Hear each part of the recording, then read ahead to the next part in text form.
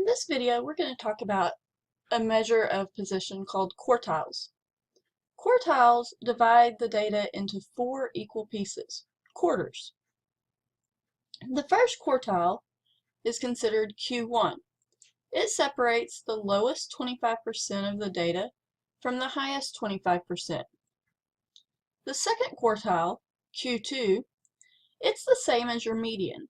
So we're going to find the median, and it separates the lowest 50% of the data from the highest 50%. Remember, it divides the data in half.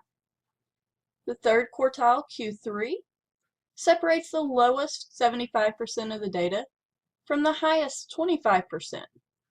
So this is what it looks like when we're talking about the quartiles. If we draw out a line, of course, Q2 is here in the center, where we have 50% of our data on the lower end and 50% of our data on the upper end. Well then, if I put Q1 on here, that's basically taking the median of the lower half. So that now means that this is 25% and here is 75%. So whenever I'm talking about Q2, this is 50% of the data, and this is 50% of the data. Whenever I'm talking about Q1, this is 25%, and this is 75%. Whenever I put Q3 on here, that's taking the median of my upper half from Q2 to the maximum. That's saying I have 25% here, and this portion is 75%. So we're dividing it into quarters because basically we have 25% in each area. Now let's look at the procedure for finding the quartiles. Step 1 is to arrange the data in increasing order, from lowest to highest. Step 2 is to let n be the number of values, which makes sense. We have been letting n be the number of values, our sample size. Of that, we compute the second quartile, the median. That's so that we can find that middle point. Then to find the first and third quartile, we compute their location. L equaling 0.25 times n, 25% of the way, and L equaling 0.75 times n, 75% of the way. Now, if either of those are whole numbers, we take the average of L and L plus 1. If L is not a whole number, we round up to the next whole number, and that next whole number is the quartile. Now, a little bit of an easier way to do that is that Q2 is the median of all the data. In other words, all of the data, you find the median. Q1 is the median of the lower half of the data. You take out the Q2 and you find the median of the lower half. Now, if you've taken the average of the two middle numbers to find the median, you leave those two numbers in to get Q1. And Q3 is the median of the upper half. We'll get the same numbers if we do this procedure.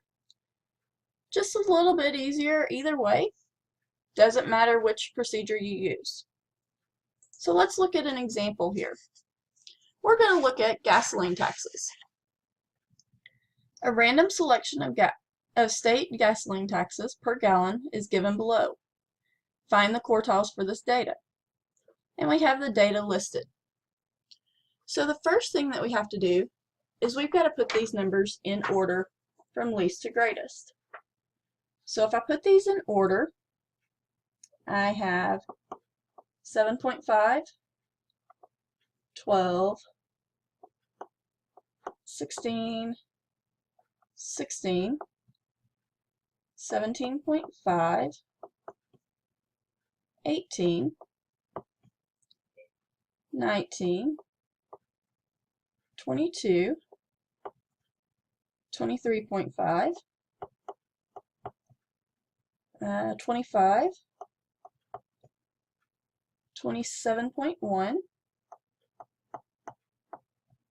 29.5, 32.5, and 35.3. Let's see here, I started out with 14 points, and let me make sure I've still got 14.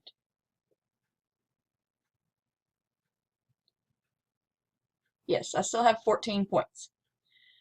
So I put them in order, and now then I need to find the median of my entire data. So 1, 2, 3, 4, 5, 6, 7. So my median of my data is going to be between these two numbers. So Q2 is going to be equal to 19 plus 22 and divide by 2. So Q2 is going to be 20.5. Okay, now then, to find the positions of Q1 and Q3, I do L is equal to 0.25 times N. We had 14 numbers, so N is equal to 14. So L is equal to 0.25 times 14. So L is equal to 3.5. So that's not a whole number, so I need to round up to the next whole number. So L is equal to 4. So that means that Q1 is in the 4th position. So I'm going to count over 1, 2, 3, 4th position.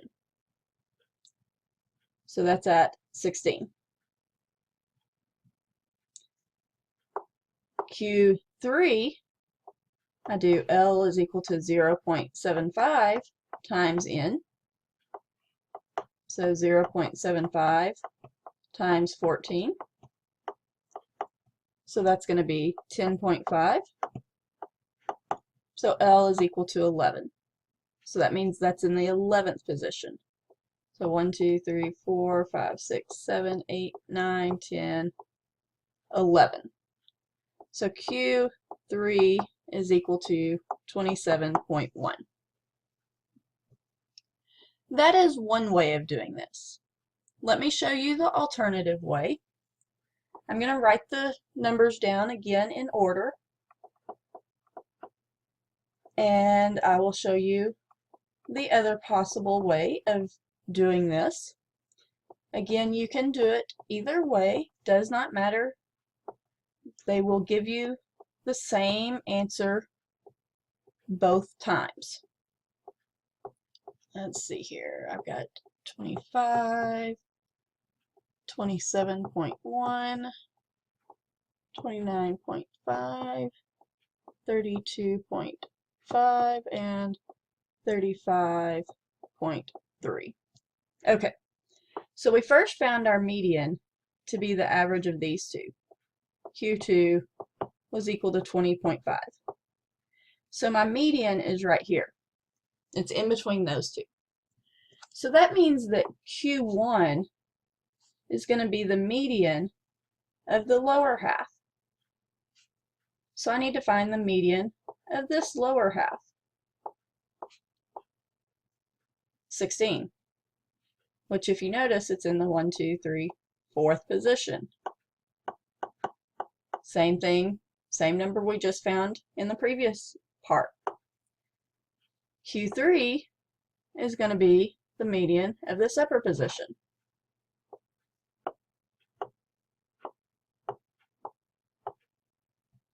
So Q3 is 27.1. Notice whenever I found Q2, it was between 19 and 22. I did not take those numbers out because I took their average or their mean. If one of those had been the actual median, I would have ignored them, but since I took their average, I did not ignore them. So notice I have the exact same Q1, Q2, Q3, either way that I do it. So it does not matter which way you choose to find your quartiles, you'll get the exact same answer. Practice with the quartiles and let me know if you have any questions.